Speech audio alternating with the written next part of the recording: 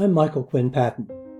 In this video, I want to consider how the criteria for business investing can affect sustainability and equity.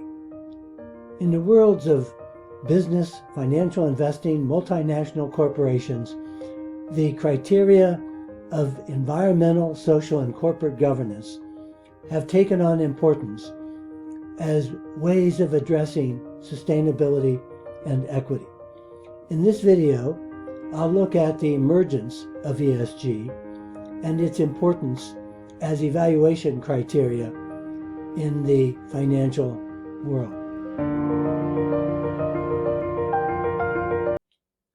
A good place to appreciate how changing frameworks affect action is to look at the dominance of the views of economist Milton Friedman over the last 50 years.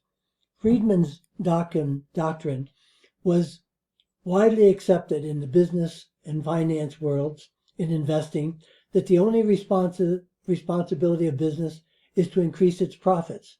Businesses are only responsible to shareholders. The goal of the firm is to increase its profits and maximize returns to shareholders. Shareholders can decide for themselves then what social initiatives to take part in, rather than have an executive whom the shareholders appointed explicitly for business purposes decide such matters for them. In short, for the last 50 years, since World War II, the Friedman doctrine has dominated the economic and business frames of corporations, that their job is to maximize profit for their shareholders. But the Business Roundtable, made up of chief executive officers of Fortune 500 companies, in August of 2019, redefined the purpose of a corporation to promote, quote, an economy that serves all, close quote. If actually followed through with action, this is a revolutionary rethinking of the business world. It signed by 181 CEOs who committed to lead their companies for the benefit of all stakeholders, customers, employees, suppliers, communities, and shareholders. This included a commitment to deal with issues of sustainability and equity, a repudiation, I want to emphasize, of the Friedman doctrine. The Business Roundtable, since 1978, has periodically issued principles of corporate governance. Each version of the document issued since then has endorsed principles of shareholder primacy, that corporations exist principally to serve shareholders, and therefore to generate profit. The 219 announcements superseded those previous statements and outlined, quote, a modern standard for corporate responsibility, a standard that includes attention to sustainability and equity. It's been a long time coming, and part of whether or not it is sustained will depend upon the attention it gets, the evaluation that it gets, and the accountability that comes with it.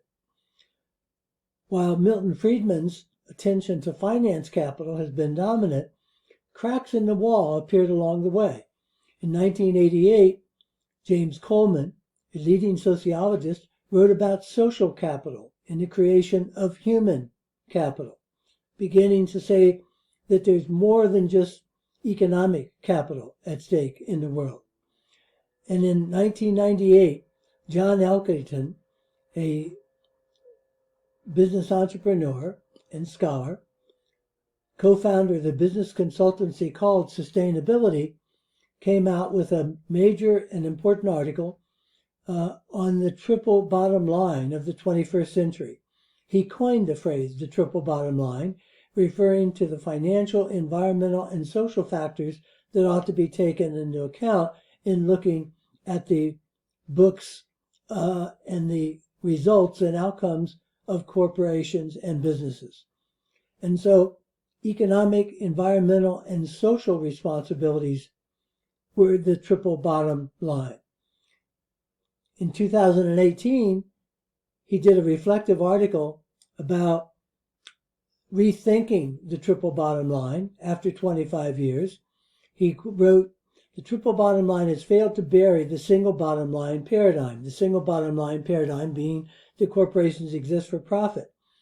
But he goes on to write that it's now a different time, and it's possible that going forward, the triple bottom line can be treated seriously and become a major source of accountability.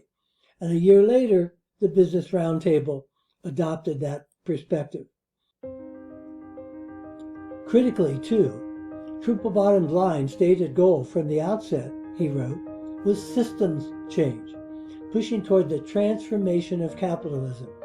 It was never supposed to be just an accounting system. It was originally intended as a genetic code, a triple helix of change for tomorrow's capitalism, with a focus on breakthrough change, disruption, asymmetric growth, with unsustainable sectors actively sidelined, and scaling of next-generation market solutions. Triple bottom line. To truly shift the needle, he wrote, however, we need a new wave of triple bottom line innovation and deployment. Indeed, none of the various sustainability frameworks will be enough as long as they lack the suitable pace and scale, the necessary radical intent needed to stop us all overshooting our planetary boundaries.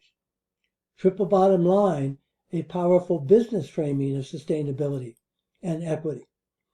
Building on that, in 2004, the United Nations, with financial and business partners, wrote about Who Cares Wins, Connecting Financial Markets to a Changing World, that articulated recommendations to the financial industry to better integrate environmental, social, and governance issues in analysis, asset management, and securities brokerage. And this became known, and is known today, as ESG. It's in line with the triple bottom line, but has a different nomenclature. ESG stands for Environmental, Social, and Corporate Governance, a framework designed to be integrated into an organization's strategy by expanding objectives to include the identification, assessment, and management of sustainability-related risks and opportunities in respect to all organizational stakeholders, including but not limited to customers, suppliers, and employees, and the environment. You see here the consistency between the ESG framing and the Business Roundtable framing a decade later. ESG then generates environmental criteria for investing, focusing on preserving the natural world by addressing climate change, greenhouse gas emissions, biodiversity loss, deforestation, pollution, energy efficiency, and water management. Social criteria by focusing on people and relationships, including working to support gender and diversity, equity, and inclusion movements, in addition to enhancing customer satisfaction and employee engagement. And finally, governance criteria. Focus on board composition, cybersecurity practices, management structure, executive compensation, and preventing bribery and corruption. ESG spoke to the investment world, to analysts and brokers, to asset managers, to pension trustees, to stock exchange governments, to non-governmental organizations and nonprofits, to consultants in the finance world, to accountants, and to companies. Better investment markets, more sustainable societies at the centerpiece there, aiming for stronger and more resilient financial markets by contributing to sustainable development, awareness and mutual understanding of involved stakeholders, and improved trust in financial institutions that they were addressing sustainability and equity. ESG then has developed major investment guidance and corporate training. There are concerns that ESG is already becoming a sham. The New York Times featured an article in the opinion section of its Sunday newspaper on October 3rd that viewed ESG as ingenious marketing in service of profits. Could be transformative, but has to be taken seriously, measured and reported validly. There's concern about greenwashing. When a company or organization spends more time and money on marketing themselves as being sustainable than on actually minimizing their environmental impact. deceitful advertising to impress consumers who support businesses that care about the future sustainability of the planet, and the term greenwashing, coined by environmentalist Jay Westerveld in 1986 in an essay criticizing the irony of the, quote, save the towel, close quote, movement in hotels at the time that was saving hotels money as much as it was doing anything for the environment. And so the pushback against ESG in this political and polarized environment is that Florida has banned ESG considerations in its pension funds. Texas, West Virginia, and Oklahoma have imposed ESG restrictions on public sector pension funds. The Economist Journal opined, quote, those three letters have morphed into shorthand for hype and controversy. But it need not be so. There is precedent for having investment criteria support change. In 1977, Leon Sullivan, a board member of General Motors, created what he called the Sullivan Principle, supporting mass disinvestment by U.S. companies in South Africa during apartheid. The resulting pressure applied to South African regime by its business community added great weight to the growing impetus for the system of apartheid to be abandoned. The Sullivan Principles led philanthropic foundations to disinvest from South African companies that were doing business in South Africa, pension funds, union movements, people managing money in universities were creating a social movement to penalize companies doing business in South Africa in support of apartheid.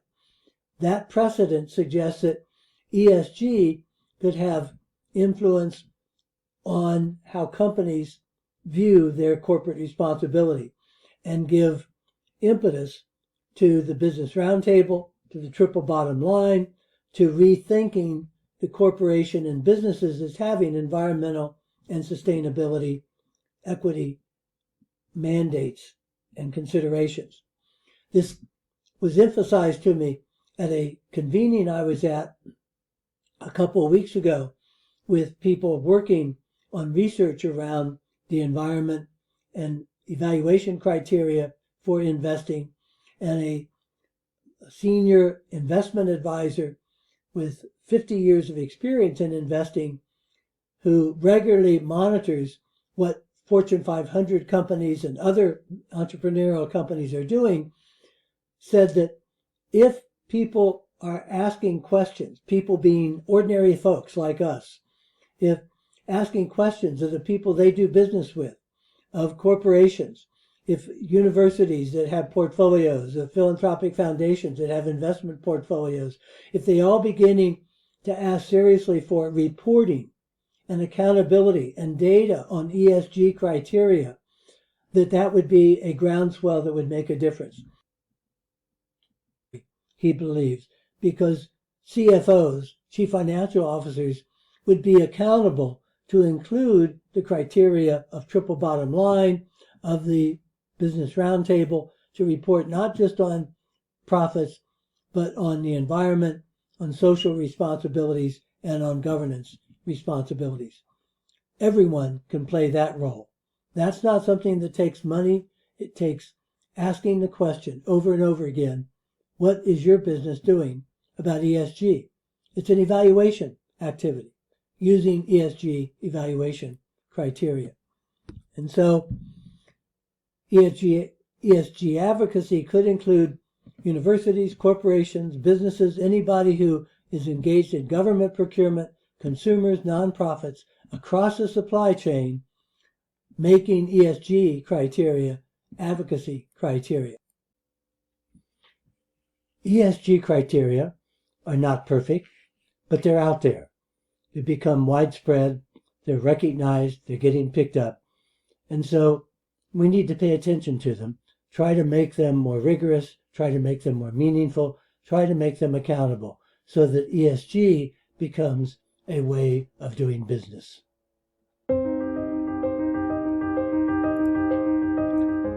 So watch where ESG turns up in your world. It's out there, it's being used, but it needs to be taken more seriously. And we can each do that by asking questions about it, tracking how it's used, making it serious and accountable so that it's one more thing to contribute to a more equitable and sustainable world.